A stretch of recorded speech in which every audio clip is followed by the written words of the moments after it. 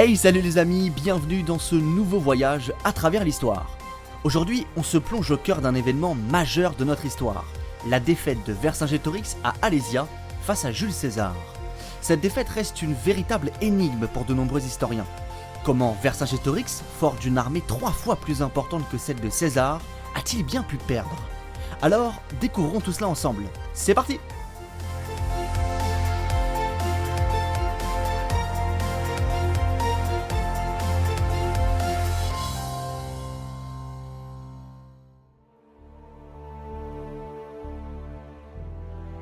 La bataille d'Alésia oppose les troupes romaines du grand général Jules César à une alliance de soldats gaulois menée par le brave Vercingétorix. Cette bataille, qui a lieu en 52 avant notre ère, est le point culminant de la conquête de la Gaule amorcée par César 6 années auparavant. Tout cela est relaté dans la seule et unique source datant de cette époque, l'ouvrage La guerre des Gaules, écrit par Jules César lui-même. Même s'il faut appréhender son récit avec prudence, son œuvre nous permet toutefois de connaître la période. Dans son ouvrage, César ne lésine pas sur la description d'un événement qui a marqué sa vie en tant que général de guerre, la victoire à Alésia face aux Gaulois de Vercingétorix. Bien que le récit soit tout à fait épique et fascinant, un petit détail attire l'attention. Les forces gauloises étaient estimées à plus de 300 000 hommes, là où les légionnaires romains n'étaient que 60 000. Pourtant, ces derniers l'ont emporté. Comment est-ce possible ? La défaite des Gaulois à Alésia reste dans l'histoire comme une véritable énigme, un mystère déroutant. Comment Vercingétorix a-t-il pu s'incliner à Alésia? Mais avant d'en arriver là, revenons un peu en arrière.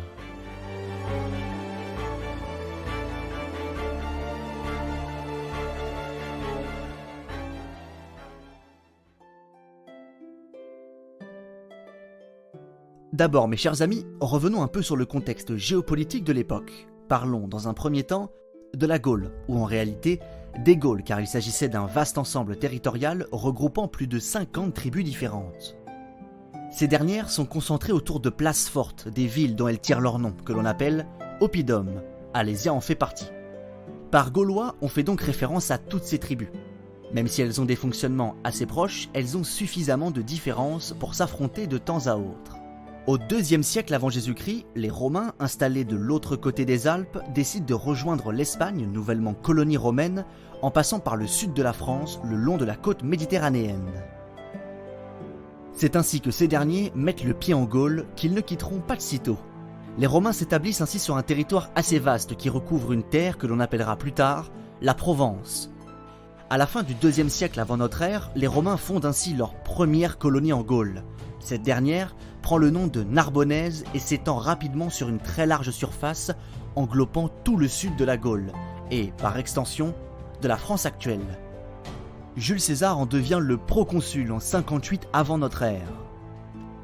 Dans le même temps, quelques problèmes apparaissent en Gaule. Les Helvètes, peuple gaulois installé sur un territoire qui correspond grosso modo à la Suisse actuelle, sont confrontés à la menace des Germains. Les Helvètes vont alors décider d'émigrer en pratiquant la politique de la terre brûlée. Autrement dit, ils brûlent toutes les terres sur lesquelles ils passent pour ne laisser que des sols inexploitables à leurs ennemis.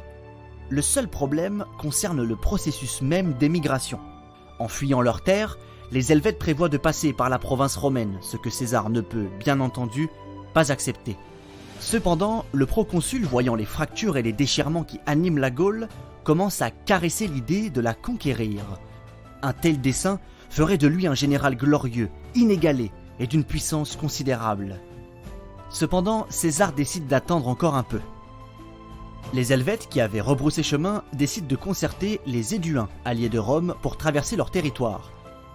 Bien que leur chef ait accepté, une partie des Éduins voit ce mouvement de population d'un très mauvais œil. Ainsi, certains s'en vont aviser César en le suppliant de leur venir en aide face aux Helvètes. Cette demande est du pain béni pour César. La conquête de la Gaule, autrefois un simple rêve loufoque, va devenir une réalité. Mais alors, pourquoi César s'est-il mis en tête de conquérir toute la Gaule? Plusieurs raisons ont certainement poussé le général romain à franchir les frontières de la Narbonnaise. D'abord, César était à la recherche d'un grand succès militaire qui aurait fait de lui un général romain de prestige, à l'instar de Marius ou encore de Pompée. D'ailleurs, les tensions qui commencent à se dessiner entre César et Pompée se cristallisent autour d'une intense rivalité de prestige, de pouvoir et de gloire. De plus, César est assez préoccupé par l'instabilité qui règne en Gaule. Il ne voudrait pas que son autorité en pâtisse. César est également motivé pour des raisons économiques. Les victoires et les pillages lui apporteraient de sacrés butins. Toutes ces raisons poussent ainsi le puissant général romain à se lancer à la conquête de la Gaule.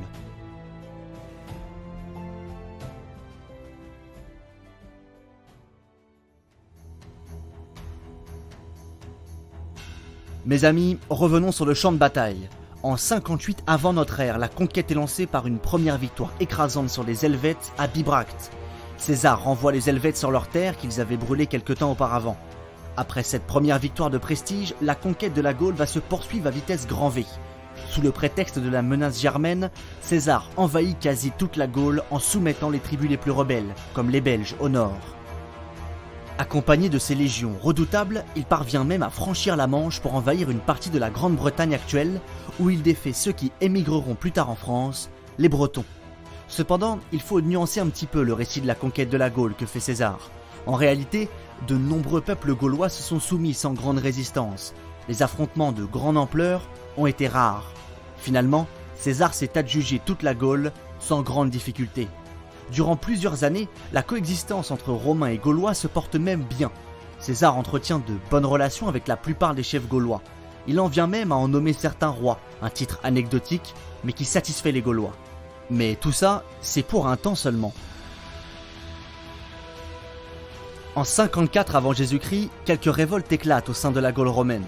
Bien que César parvienne à les étouffer, la détermination gauloise, elle, n'a pas été touchée.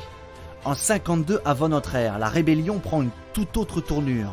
Cette année-là, les Carnutes massacrent des commerçants romains installés à Sénaboum, aujourd'hui Orléans. Cet événement marque le début d'une insurrection générale menée par la plupart des peuples de la Gaule celtique. C'est un chef gaulois appartenant au peuple des Arvennes qui prend la tête de la rébellion. Cet homme, c'est Vercingétorix. Les Romains commencent alors à subir quelques revers.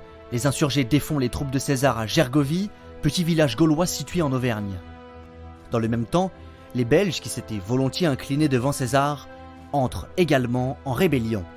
César est alors obligé de diviser son armée en deux pour aller mater la révolte au nord tout en s'occupant des troupes gauloises menées par Vercingétorix. Pendant plusieurs mois, Gaulois et Romains s'affrontent dans toute la Gaule au cours d'une véritable course-poursuite. Les troupes de César sont en mauvaise posture et l'autorité de ce dernier est largement menacée. Vercingétorix cherche à piéger les Romains. Pour cela, il va décider de rassembler ses troupes dans une place forte, d'y attendre les Romains et de les vaincre définitivement. Le chef gaulois choisit alors le lieu de la bataille qui décidera du sort de la rébellion. Ce sera Alésia. Ce choix est hautement stratégique. Alésia est un centre névralgique en Gaule. La ville est entourée de 3 cours d'eau et est au centre des principales voies de communication. Autrement dit, si César souhaite conserver une forte assise en Gaule, il n'a pas d'autre choix que d'aller déloger Vercingétorix. Le lendemain de l'installation des Gaulois, Jules César campe devant Alésia, prêt à en découdre. La bataille est inéluctable.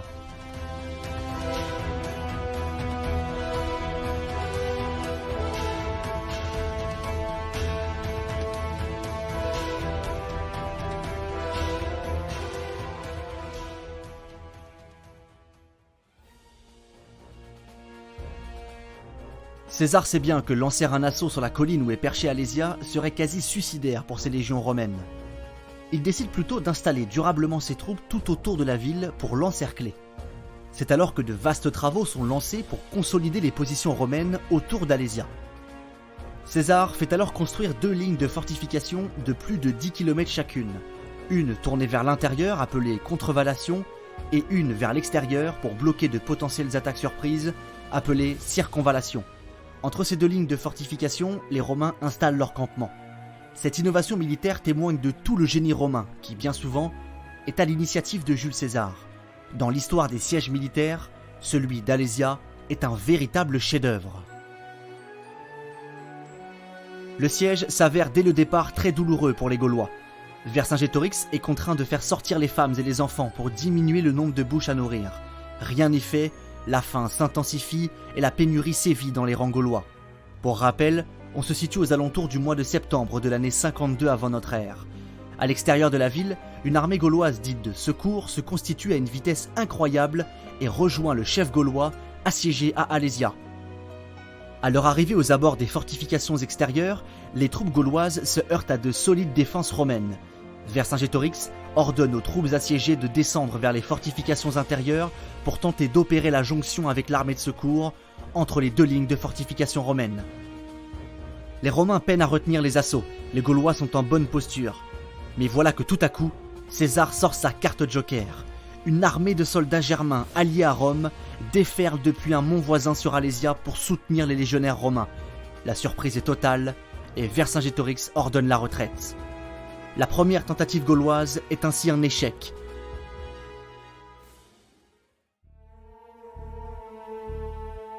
La suite ne sera que la reproduction de l'échec cuisant essuyé par les troupes de Vercingétorix. Des troupes germaines viennent au secours de Rome et brisent tous les espoirs du chef Arverne. Pourtant, César a encore eu chaud. La légende dit qu'il a dû venir sur le champ de bataille pour galvaniser ses troupes dont le moral fléchissait. Le lendemain de cette nouvelle déroute, Vercingétorix doit se rendre à l'évidence. Il se rend et offre à César la victoire dont il rêvait tant. Cette défaite est loin d'être anecdotique, car si l'on regarde les forces en présence, on note un déséquilibre flagrant. Les troupes romaines sont estimées à un peu plus de 60 000 légionnaires, alors que les Gaulois seraient au nombre de 300 000. Mais alors, comment Vercingétorix a-t-il pu bien perdre à Alésia ? Eh bien, la réponse n'est pas si évidente. La défaite gauloise reste un véritable mystère pour les historiens. Cependant, on peut essayer d'identifier des éléments de réponse à la lumière des travaux de quelques historiens comme Jean-Louis Bruno. L'une des premières personnes à s'interroger sur les raisons de la défaite de Vercingétorix, c'est Napoléon Bonaparte, au cours de son exil à Sainte-Hélène.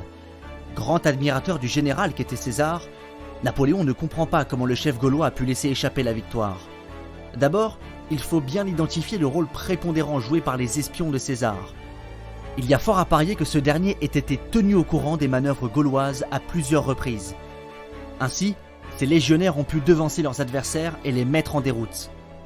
Un autre élément est à dégager de la défaite gauloise, c'est le manque de volonté des généraux gaulois qui n'avaient jamais vraiment digéré que ce soit Vercingétorix qui prenne la tête de la révolte.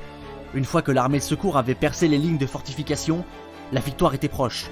Mais de l'autre côté, des généraux gaulois traînaient des pieds. Même si la révolte s'est construite à une vitesse remarquable, rassemblant plus de 300 000 Gaulois, l'unité n'était pas toujours de mise. Pour beaucoup de Gaulois, la présence romaine en Gaule n'était pas fondamentalement un problème, tant que César leur faisait miroiter des titres et des honneurs. Vercingétorix s'est lancé dans une initiative politique de grande ampleur qu'il a réussi à mener à bien pendant un temps. Les fractures inhérentes à cette Gaule faite de tant de diversité ont eu raison de la vaste insurrection.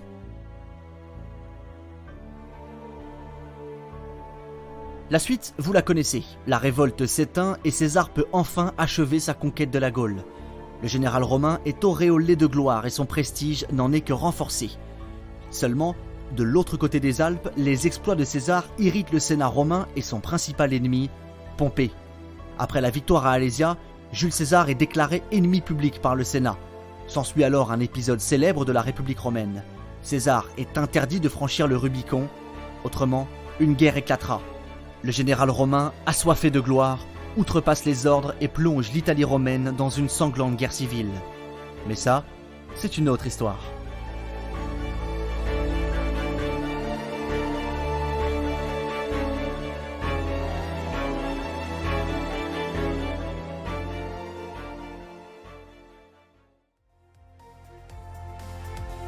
Mes chers amis, merci pour votre écoute, j'espère que vous avez passé un agréable moment à travers l'histoire et que cet épisode vous a plu. Si c'est le cas, je vous invite à le partager autour de vous. Rendez-vous sur nos réseaux sociaux et sur notre site momentsdhistoire.fr. Vous pourrez y retrouver tous les autres épisodes du podcast, mais également un blog, des anecdotes et bien plus encore. Quant à moi, je vous quitte et je vous dis à bientôt pour un prochain voyage à travers l'histoire.